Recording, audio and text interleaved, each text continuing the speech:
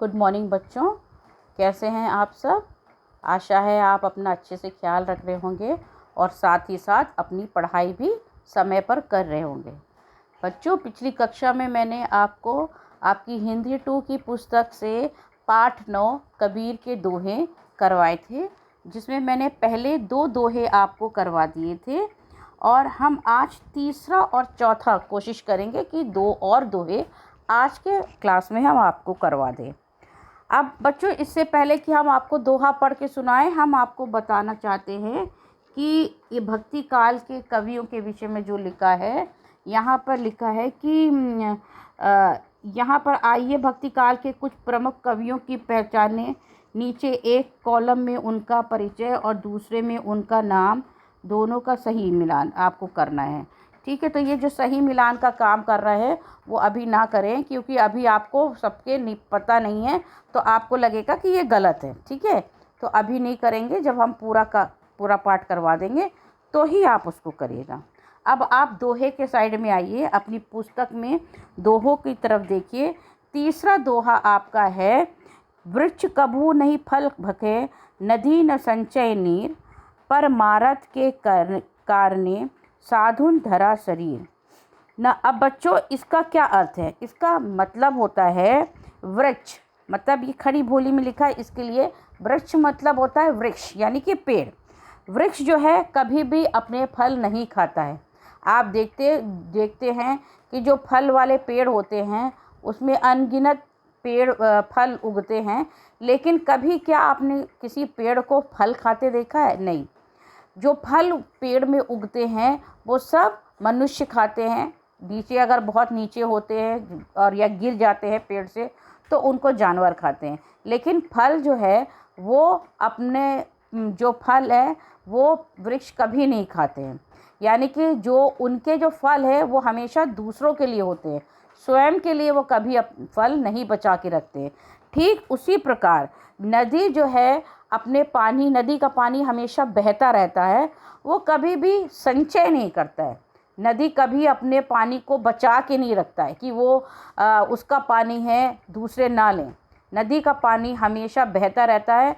आपको पता है कि नदी के पानी से बहुत तरह के काम होते हैं। हम जहाँ पर पानी की सुविधा नहीं होती, लोग नदी से पानी लेके जाते हैं अपने घरों के काम के लिए, पीने के लिए पानी भी ले जाते हैं। और साथ ही साथ आप देखते हैं कि जानवर भी उससे अपनी प्यास बुझाते हैं, नहाते हैं, और आप देखिए विभिन्न प्रकार के काम जो है नदी के पानी से होता है। तो इसीलिए आप ये नहीं कह सकते हैं कि नदी अपने जल को संचय रखता है या नदी का पानी सिर्फ नदी के लिए है, दूसरा उसको नहीं इस्तेमाल करता है। जिस प्रकार वृक्ष अपना फल कभी नहीं खाता है, उसके फलों को हमेशा वो दूसरों के लिए रखता है, उसी प्रकार नदी का पानी नदी के लिए ना होकर दूसरे लोगों के लिए होता है। तो जो परमारथ यानी कि जो अच्छे लोग होते हैं, जो भले लोग, जो परमारथ मतलब दूसरों की मदद करने वाले लोग, जो हमेशा दूसरों की मदद करने में ही अपनी भलाई समझते हैं और दूसरों की जो हित के लिए जो काम करते हैं। परमारथ माने जो दूसरों के हित का काम होता है। दूसरों का हित का काम करने के लिए सज्जन और जो अच्छे लोग होते हैं उनका अस्तित्व हमेशा क्या होता है, वो क्यों होते हैं संसार में? अच्छे लोग जो है वो संसार में हमेशा दूसरों की मदद करते हैं। उनका जीवन हमेशा दूसरों के हित के काम के लिए होता है, ना कि अपने लिए।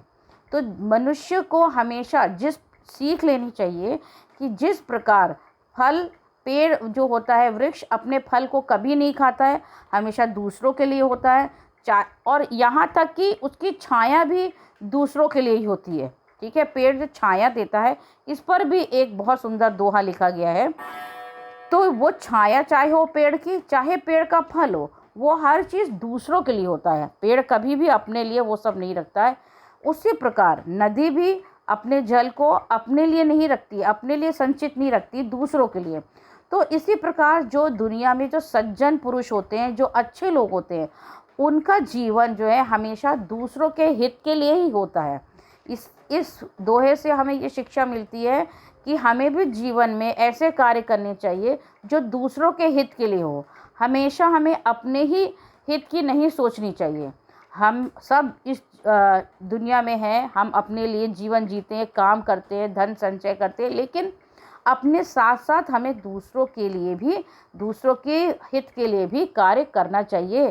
तभी हम दुनिया में एक दूसरे की सहायता करके आगे जीवन को तरक्की पर कर सकते हैं और आगे जीवन में बढ़ सकते हैं। संसार में ईश्वर ने हमें इसीलिए भेजा है कि हम अपने साथ साथ दूसरों के हित को भी ध्यान में रखें और उनके लिए भी काम करें। ठीक है बच्चों, तो आशा है इस दोहे को आप समझ गए होंगे। और ख़ासकर जब ये समय है जहाँ सब बीमारी फैली हुई है, आप जानते हैं कितने लोग हैं गरीब जिनके पास खाने को नहीं है, बच्चों के पास कपड़े पहनने को नहीं है।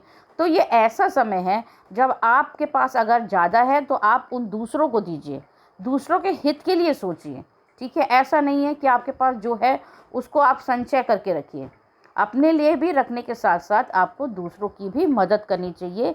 यही सज्जन पुरुष का, ये सज्जन व्यक्ति की पहचान है। तो बच्चों यहाँ के इसके बाद आपका जो हम अभी आपको बता रहे थे पेड़ के विषय में, उसी पर आधारित आपका दूसरा श्लोक है, दूसरा दोहा है, वो इस प्रकार है। हुआ है, बड़ा हुआ तो क्या हुआ, जैसे पेड़ खजूर, पथी को छाया नहीं, फल लागे अति दूर। अब यहाँ दिया गया, बताया गया है इस दोहे के का अर्थ है कि अगर आप बहुत बड़े हैं, कभी बड़ा होना ही सब कुछ नहीं होता है जीवन में। आप बहुत बड़े हो गए, आपने बहुत अच्छे कार्य किए हैं, तो बड़ा होना ही सब कुछ नहीं होता है बच्चों। बड़ा होना तब अच्छा होता है, आप बड़े हैं, आपका पद बड़ा है या आप पैसे वाले हैं। बड़े होने का मतलब आपका शारीरिक रूप से, आपकी लंबाई से बड़ा होना नहीं, यानी कि आप बौद्धिक रूप से बड़े हो या आपकी लंबाई बड़ी हो या आप आर्थिक रूप से खूब पैसे संपन्न हैं, बड़े अगर हम उसको लेते हैं बड़े के रूप में, तो बड़े होने का कोई महत्व नहीं है जब आप किसी की कोई मदद ना कर सके, किसी के कोई काम ना आ सके। इसका उदाहरण देते हुए कवि कहते हैं कि बड़ा हुआ तो क्या हुआ, जैसे पेड़ खजूर। खजूर का पेड़ अन्य पेड़ों से बहुत बड़ा होता है, बहुत लंबा, बहुत ऊंचा होता है। ठीक है, इसका ये मतलब नहीं है कि वो सर्वश्रेष्ठ पेड़ है क्योंकि वो सबसे ऊंचा और सबसे बड़ा है। ऐसे बड़े पेड़ के होने से कोई फ़ायदा नहीं है, क्योंकि उस पेड़ में जो फल होता है खजूर, वो इतनी दूर लगा होता है कि हर एक व्यक्ति वहाँ तक नहीं पहुँच सकता है। केवल वो लोग जो उस पेड़ को उगाते हैं, उनके मज़दूर जो उनके काम करते हैं, वो ऊपर चढ़ते हैं मेहनत करके, तब वो खजूर को तोड़ के लाते हैं और बेचने का काम करते हैं। लेकिन अगर कोई भूखा व्यक्ति वहाँ से निकल रहा है, कोई पथित निकल रहा है और वो चाहे कि खजूर का फल खा सके, तो वो नहीं खा सकता, क्योंकि वो फल इतनी ऊंचाई पे लगा होता है। तो ऐसे पेड़ की कोई भी क्या उपयोगिता है साधारण लोग के लिए। इसके अलावा फल तो दूर होता ही है, साथ में उसके पत्ते अगर आप देखेंगे, उसकी टहनियाँ इतनी खुली होती हैं, इतनी फैली हुई होती हैं कि उससे छन छन के धूप नीचे आती है। तो वो पेड़ ऐसा होता है कि जिसके नीचे छाया भी नहीं होती है, और उसके नीचे छाया ना होने के कारण किसी पथिक को, राहगीर को उसके नीचे बैठकर कोई आराम भी नहीं मिल सकता है। जब यात्री लोग एक जगह से दूसरी जगह जाते हैं, तो जब आप अक्सर सुनते हैं कि व्यापारी जा रहा था या कोई बूढ़ा जा रहा है या कोई राहगीर जा रहा है और थक के नदी से पानी लेके एक पेड़ की छाया के नीचे वो बैठ जाता है या सुस्ताता है। लेकिन खजूर का पेड़ ऐसा है जिसके नीचे छाया ही नहीं होती है। तो जब छाया ही नहीं होगी तो किसी राहगीर या यात्री की क्या मदद करेगा। कोई भी यात्री उसकी छाया के नीचे, उसको छाया ही नहीं मिलेगी तो उसके नीचे नहीं बैठ सकता। तो इसीलिए बड़े होने का कोई महत्व नहीं है जब तक आप किसी के हित के लिए कुछ ना कर सकें। भले ही हमारा स्थिति साधारण सी हो, हम गरीब परिवार से हो, साधारण व्यक्ति हो, हमारे पास बहुत ज़्यादा साधन ना हो, लेकिन बड़ा व्यक्ति वो होता है जिसके जीवन से दूसरे को कोई फ़ायदा हो, जो अपने कार्य से दूसरों की कोई मदद कर सके। अगर बड़े हो गए, संपन्न हैं, पैसे वाले हैं, लेकिन किसी के लिए हमने अपने जीवन में कुछ नहीं किया, तो हमारा बड़ा होना बेकार है। ऐसे बड़े लोगों की किसी को भी आवश्यकता नहीं है। तो अपने जीवन में आप भले ही बहुत बड़े ना बने, साधारण ही रहें, लेकिन जीवन में जो आपके पास सहायता के लिए आते हैं या आप किसी को देखते हैं जिसको आपकी सहायता की ज़रूरत है, तो उसकी सहायता ज़रूर करिए, क्योंकि ऐसा ही व्यक्ति सच्चे मायने में बड़ा होता है।